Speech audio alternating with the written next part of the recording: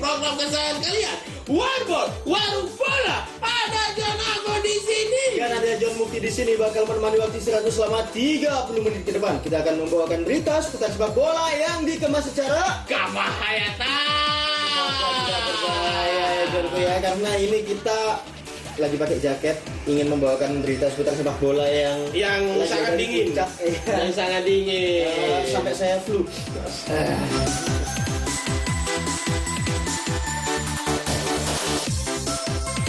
Jadi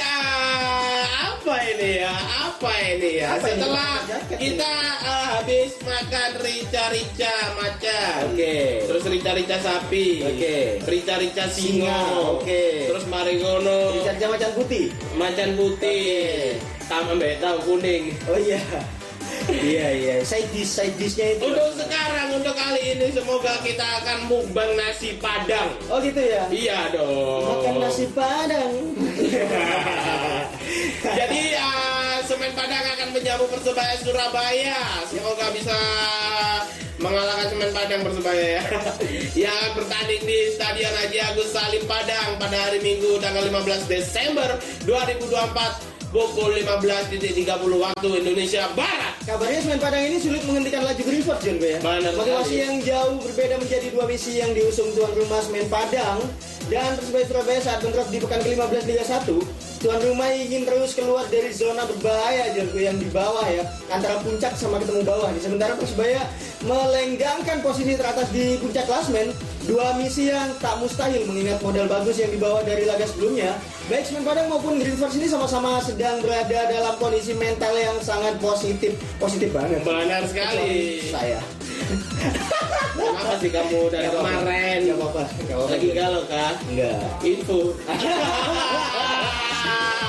Karena momen saya galau adalah momen yang ditunggu-tunggu oleh teman-teman.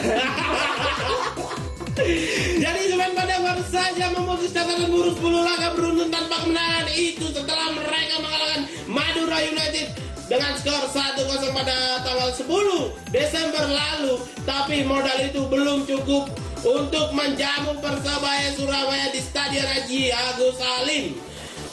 Semen Padang minggu sore nanti tim tamu datang dengan kondisi yang sangat-sangat bagus. Persebaya merupakan pemuncak klasemen Liga 1 2024-2025 dengan total 33 poin dan Greenford baru saja mencatatkan rekor mentereng meraih 5 kemenangan beruntun. Kemenangan itu hanya bahkan diraih melawan tim-tim besar seperti Persija Jakarta, Arema FC hingga Persik Kediri. Ya nggak kaget lah ya, wajar saja. Maka sangat wajar juga nih, sangat wajar jika Persebaya lebih diunggulkan ketika menghadapi Semen Padang. Secara komposisi pemain di atas kertas Persebaya jauh lebih komplit ya John ya. Seiring berjalannya musim kompetisi ini, tim asuhan Paul Munster ini menunjukkan keseimbangan dan tiap lini sudah membaik ya. Benar sekali ya. Pak parameternya jelas, statistik yang diukir lini serang dan barisan pertahanan sudah begitu solid. Lini depan mereka juga sedang lagi garang-garangnya ya. Peluang Persebaya untuk menang kian besar sebab performa Semen Padang di laga home juga angin-anginan juga ya. Sesuai dengan cuaca saat ini. Dari 7 laga kandang, Semen Padang menelan 4 kekalahan 2 hasil imbang dan hanya sekali kemenangan. Kekalahan besar 1-8 atas Dewa United juga terjadi di laga kandang ya kemarin. Benar sekali. Jadi bandingkan dengan Persebaya Surabaya yang cukup konsisten di laga away, hanya sekali Persebaya menelan kekalahan, selebihnya Greenford meraih 4 kemenangan dan 2 hasil imbang, dan artinya performa Persebaya di laga tandang begitu meyakinkan sehingga konsistensi pun akan teruji di Padang. Tuan rumah tentu tak mau kehilangan muka di hadapan pendukungnya, terlebih Semen Padang juga tak mau lagi tenggelam ke jurang degradasi. Sambil kita spill dulu ya, grafis posisi di klasmen, head to head dan laga terakhir dari kedua tim. Ciao. Jadi Persebaya Surabaya sempat mendapatkan sebutan tim hanya mengandalkan pertahanan kuat untuk bersaing di papan atas. Maklum hingga ke pekan 12 Persebaya menjadi tim teratas, namun justru memiliki produktivitas paling rendah dalam deretan 8 besar. Ya saya kira kemarin itu beneran seperti itu, ternyata cuma ini aja ya, pemanasan aja. Namun perlahan sebutan itu tersingkirkan Jonko ya, karena Greenford mampu mengemas 7 gol dalam 2 laga terakhir. Kini Persebaya pun menempati peringkat keempat dalam hal jumlah produktivitas gol dengan 20 gol yang mereka hasilkan. Catatan itu tentu tak lepas dari mulai bertajunya para pemain depan, tengah, belakang, dan paling belakang ya. Paling mencolok tentu saja jadi catatan yang diberikan oleh Flavio Silva dan Muhammad Rashid. Benar sekali. Jadi Flavio Silva sangat sempat dipaido ya akibat performa yang kurang moncer. Dan akhirnya unjuk gigi setelah kejadian itu ya. Kejadian aja Ambon lah. Kira-kira kasih pesan-pesan apa waktu itu? Ayo Flavio, kamu pasti bisa. Come on Flavio. Oh, berarti sama seperti yang di kaos ini ya, Come on Flavio. Jadi pemain asal Portugal itu sudah mencetak 3 gol dalam 2 laga.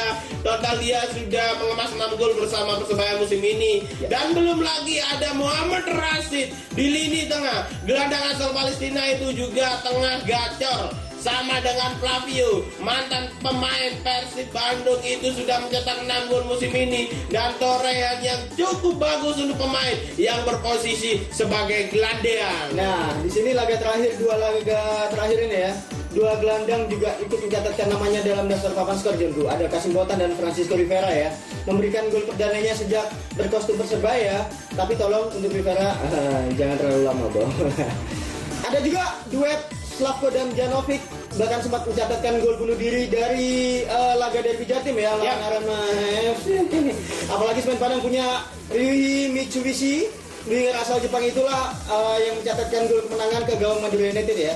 Di sini duet Slavko dan Janovic dan Kadek Raditya menyejajarkan namanya duet-duet tangguh lini belakang musim ini di Liga 1 2024-2025 Jonku. Jadi untuk kamu mau di sini.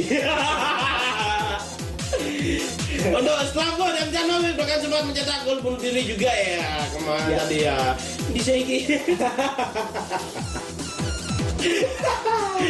Oke, jadi udah berikut adalah grafis perkiraan pemain dan player tuas dari kedua tim. Sebenarnya kesuai. Jadi untuk Persebaya semoga saja bisa mukbang nasi padang. Iya. Oh, enggak Jonku. Kemarin kan kita sudah modal ke sana itu, modal ke Padang itu kita udah bawa daging sendiri. Salah satunya itu daging sapi, daging macan, daging singa ya kan, buat dibikin rendang sama dendeng di sana. Benar sekali Jonku. Oke Jonku, jangan kemana-mana, kita akan kembali lagi setelah pariwara yang berikut ini. Tetap stay tune di Jawa Pos TV.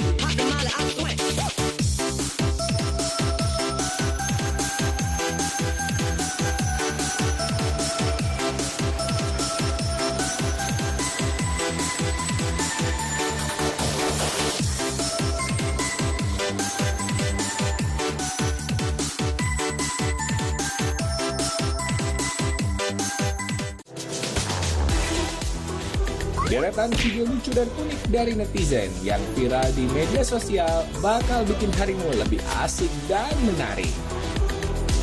Lagi asik-asiknya main dorong-dorongan sama Besti yang naikin kursi roda, nggak taunya beneran kena batunya nggak tuh? VJPK, viral jempol, viral kocak. Hanya di Jawa Pos TV. Ya.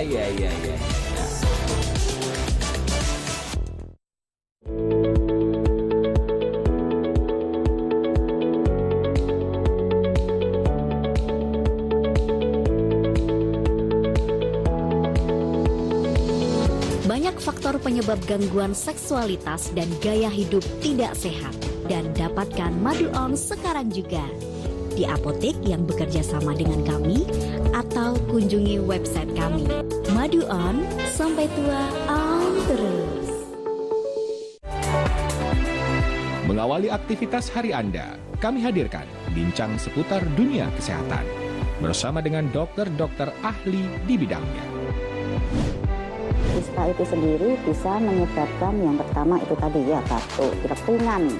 Jadi dengan Update Sehat Pagi, Senin hingga Jumat pukul 6 waktu Indonesia Barat di Jawa Pos TV.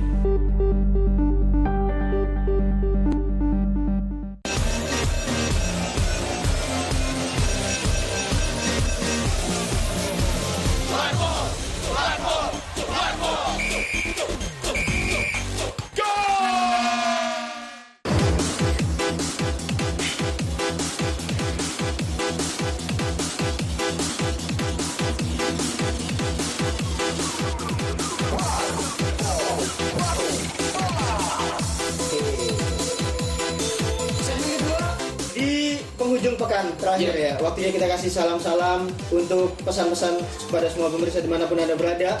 Kita wis bikin salam-salam untuk siapapun ya Jonko ya. Untuk calonmu, keluargamu, mantanmu, orang yang menyakitimu, orang yang meninggalkanmu, orang yang telah mengkhianatimu ya. Dan dibacakan di program kita, langsung saja hubungi kontak yang ada. Siapkan kata-kata dan siapkan sabar dan singkata agar kami selalu bahagia dan kami selalu bisa bertahan hidup di tanggal tua seperti saat ini ya pastinya. Jadi saya spill sedikit kenapa John Mukti kayak gini. Karena dia dapat undangan dari mantannya ya. Oke, dapat undangan dari mantannya ya. Maka dari itu dia lagi galau-galaunya. Karena dia sudah berjanji sama mantannya untuk sehidup semati dan akhirnya ditinggal menikah. Ya.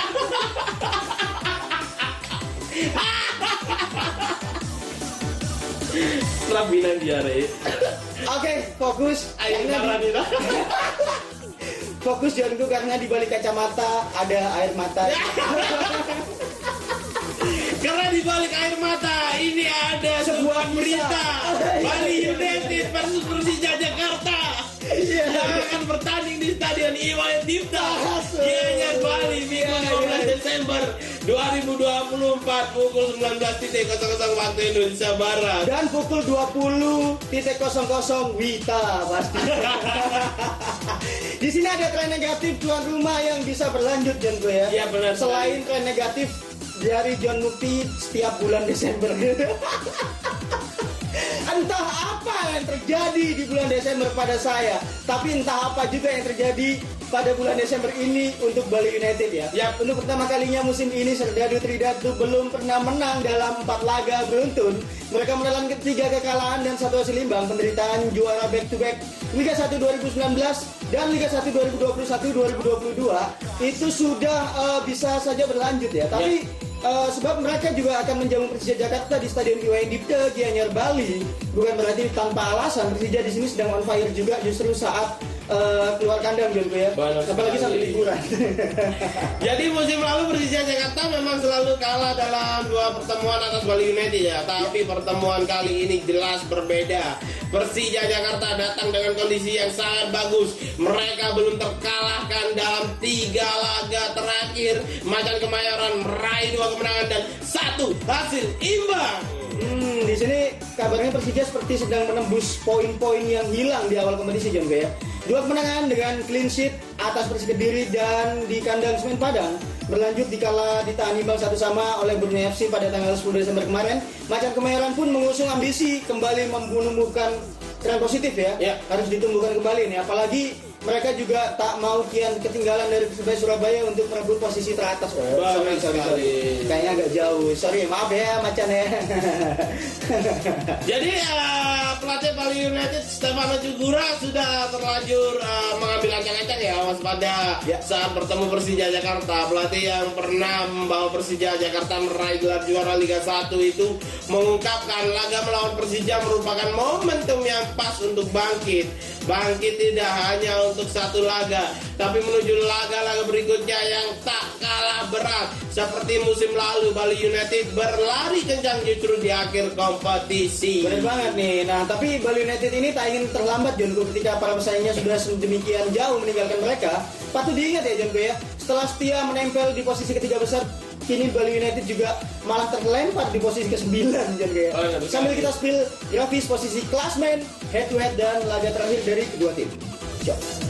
Jadi Persija Jakarta membuktikan diri sebagai tim yang stabil dalam beberapa pekan terakhir ya. Lini serang tajam, tambahan barisan pertahanan yang sulit ditembus lawan-lawannya seperti Gustavo Almeida yang jelas jadi ancaman paling berbahaya bagi pertahanan lawan. Bomber asal Brasil itu sedang on fire juga. Terbukti dia sudah mengemas 4 gol dan 5 laga pamungkas. Apalagi lini belakang Bali United ini juga tengah memburuk ya. Mereka kebobolan 4 gol dalam 3 laga terakhir juga ya. Tapi cuma di sini Persija punya satu masalah, John. Apa itu? Kabarnya mereka tidak bisa menurunkan bek utamanya, Ondrej Kudela. Bek asal Ceko itu menepi akibat hukuman kartu merah dalam laga sebelumnya ya, saat menghadapi Borneo FC. Absennya Kudela sejatinya cukup mengkhawatirkan ya, sebab dia selalu jadi pilihan utama bersama Rizky Ridho di lini belakang ya. Yap. Tapi menurut saya yang utama selain Kudela adalah Rizky Ridho. Benar sekali. Karena beruntung juga posisi Kudela ini akan digantikan oleh pemain senior Hansa Muyama, mantan bek Persebaya Surabaya itu akan berduet dengan mantan bek Persebaya Surabaya juga. Benar. Ridho ya kan ya. Itu baru saja sembuh dari cedera lutut. Dia sudah sempat turun dalam laga terakhir melawan Borneo FC. Keduanya jelas sudah punya chemistry ya. Sebab Ridho dan Hansa Mu kan sama-sama berduet di Persebaya. Gitu. Benar sekali. Jadi hanya Bali United soal mengancam dengan pemain yang punya kecepatan. Di sisi saya Tergatu Tridatu memiliki Irfan Jaya juga, yang mantan Persebaya juga, yang punya yang tahu kelemahan Rizky Ridho dan Hansa Muyama, dan Privat Baga. Dia bisa mengancam posisi wingback Persija Jakarta yang diisi oleh Rio Fahmi dan Firza Andika juga. Ya, benar. Jadi iki sing main aslinya Bali United, Persija atau Persebaya? Sepertinya Bali United dan Persija tapi dengan backupan Persebaya iya. Seperti kita kalau kita lagi ada pergerakan di luar tetap ada yang harus backup. Kenapa itu? Sebagai benteng dan tameng terakhir ya. Bukan bonek dan tameng terakhir itu. Apa itu? Amunisi terakhir.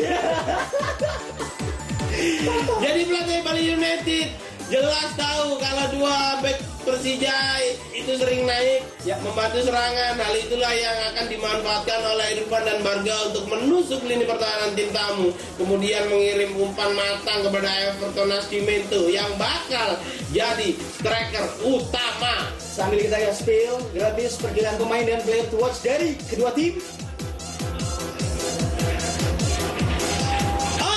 Jangan kemana-mana, kita akan kembali lagi setelah pariwara yang berikut ini. Tetap stay tune di Jawa Pos TV.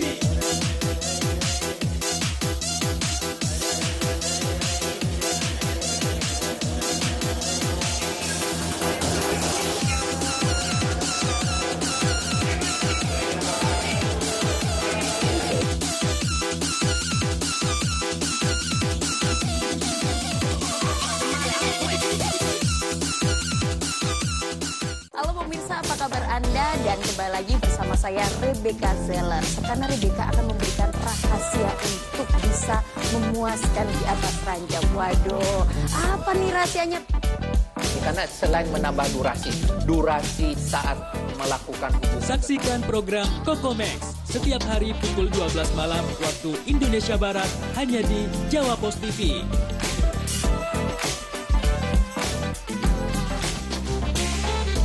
Berbagai informasi terkait dunia bisnis dan bidang usaha lainnya kami sajikan dalam program Update Bisnis. Setiap sendi masyarakat tak lepas dari aktivitas ekonomi. Berita seputar ekonomi mikro dan kerjasama bisnis. Kami hadirkan dalam program Update Bisnis. Update Bisnis, pukul 13 waktu Indonesia Barat. Di Jawa Pos TV.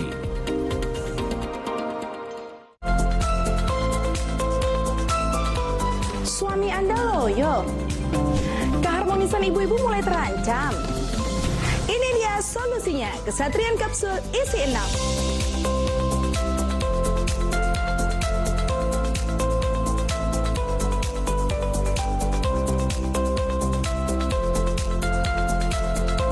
Kesatrian Kapsul, herbal rahasia para ksatria. Deretan video lucu dan unik dari netizen yang viral di media sosial bakal bikin harimu lebih asik dan menarik. Lagi asik-asiknya main dorong-dorongan sama Besti yang naikin kursi roda, nggak taunya beneran kena batunya nggak tuh? VJPK, viral jempol, viral kocak. Hanya di Jawa Pos TV. Ya.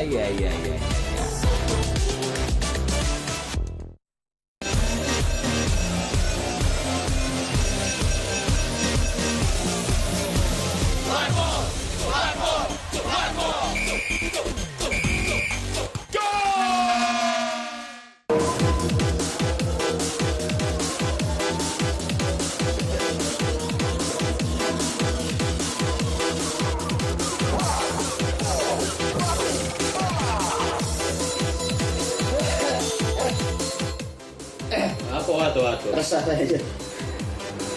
Resah. Kadedu ya? Enggak. Apa? Habis malah. Habis. Iya, habis kena ada ini debt collector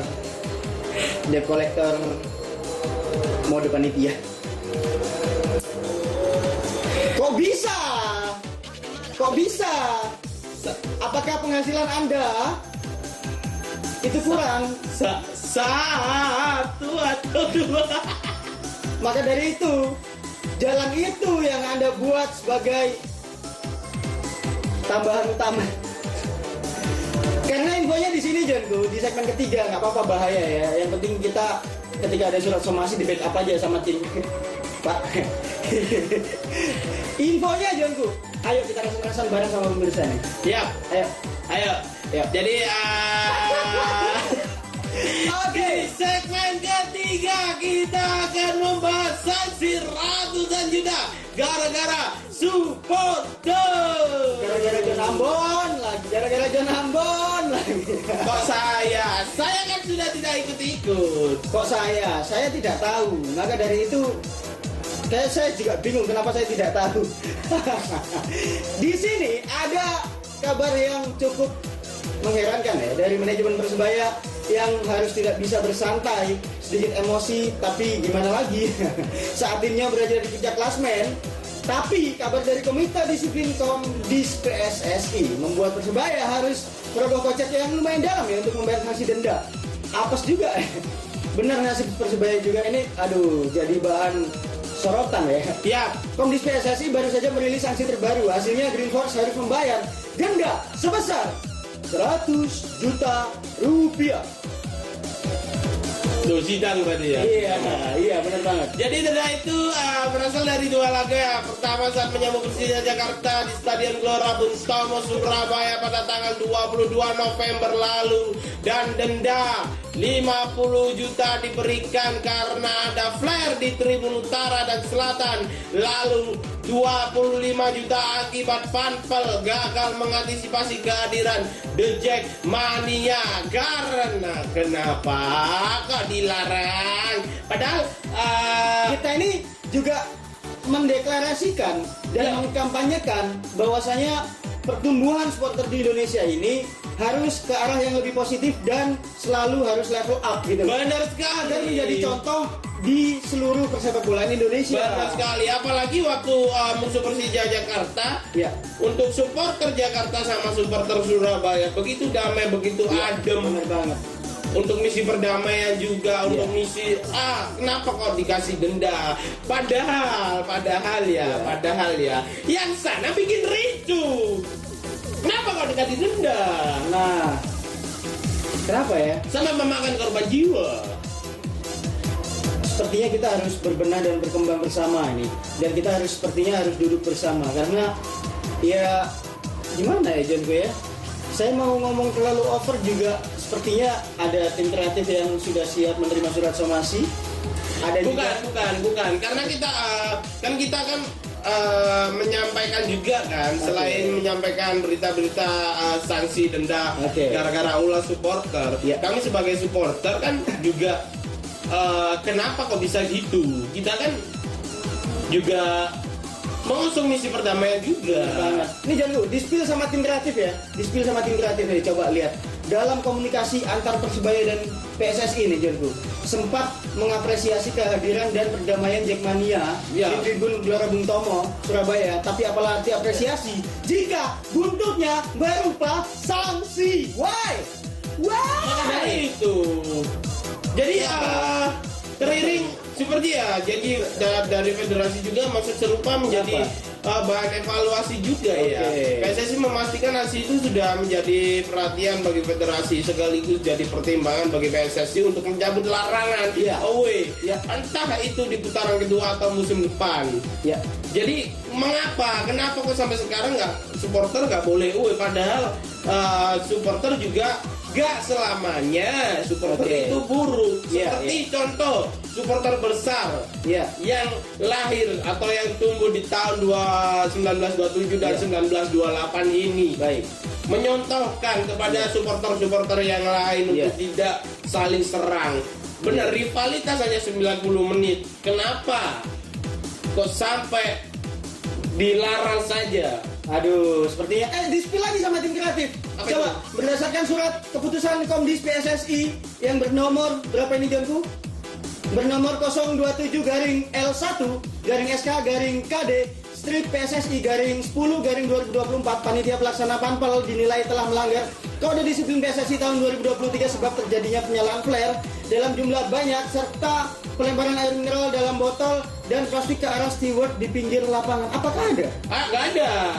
Aku ada di situ kan. Aku ada di situ sebagai supporter. Saya juga. Tapi tertolong dalam CCTV rekaman ini ya, GBT Benar ya. sekali. Benar banget. Tapi bicara soal flare juga kita mengakui kesalahan itu. Yap. Dan kesalahan itu tidak murni dari supporter ya sebenarnya ya. Benar sekali. Karena seharusnya seyogyanya panpel, steward, tim keamanan harusnya nggak boleh kecolongan lah soal itulah. Itu bisa diakali. Selain melarang supporter yang away dan menggalakkan, mengkampanyekan semakin dewasanya dan berkembangnya supporter di Indonesia gitu. Benar. Sebagai contoh aja, apalah arti, kembali lagi tadi, apalah arti sebuah apresiasi ketika ujungnya adalah sanksi, ya kan? Itu Jadi seperti sejatinya yang dirugikan Persebaya ulah para pendukungnya. Persib Bandung sudah lebih dulu harusnya membayar mahal ya, karena supporternya. Begitu juga sebelah. Oh iya. Yang pakai Jadi- jiwa. Oh iya. Jadi penonton yang masuk ke arah pertandingan serta melakukan penganiayaan terhadap steward kemarin. Kejadian itu terjadi saat Maung Bandung menyambut Persija Jakarta di Stadion Sijalak Harupat, Kabupaten Bandung pada tanggal 23 September. Akibat pelanggaran tersebut, Komdis PSSI memberikan sanksi kepada Panpel Persib berupa larangan penyelenggaraan 2 pertandingan kandang tanpa penonton ya. Dan selanjutnya pertandingan Persib harus digelar dengan penutupan tribun utara dan selatan pada 3 pertandingan kandang berikutnya. Penutupan seluruh stadion berarti tanpa penonton, sementara penutupan untuk sebagian tribun berarti di tribun yang dimaksud tidak ada penonton. Dan tambahan juga ya, sanksi berupa denda pun juga jadi hukuman tambahan, jumlahnya tidak kecil juga. Panpel Persib juga harus membayar denda sebesar 295 juta kepada Komdis PSSI ya. Kayaknya lagi panen juga. Dan dapat kita spill juga ya. Kita spill hukuman Persib dan Persija dan Persebaya Surabaya juga. Lalu sambil kita sandrasan ya pastinya ya. Harusnya kita juga sama-sama berkembang, kita sama-sama cobalah dikaji lagi lah ya. Peraturannya dikaji lagi untuk supporter away terutama ya. Ketika away itu menimbulkan atau memicu gejolak konflik, langsung saja dikasih denda atau dihukum kasih seberat-beratnya. Kenapa? Betul. Kita waktu udah habis. Waktu sudah habis. Oke, kita akan lanjut.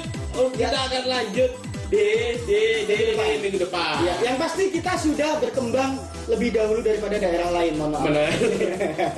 Oke, yang gue kerasa setelah malam ini lewat kita menemani istirahat malam Anda dengan gak bahaya tak? Yo bahaya sih, terutama segmen ketiga.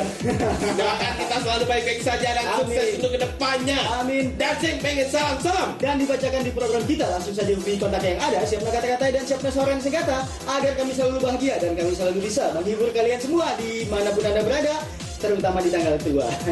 Dan jangan lupa saksikan Warung Bola setiap hari Kamis, Jumat, Sabtu hanya di channel kesayangan kalian, Jawa Pos TV. Kami biasa pamit undur diri. Tetap menyerah, jangan berusaha, tetap putus asa. Ayo kita dukung persepak bolaan Indonesia.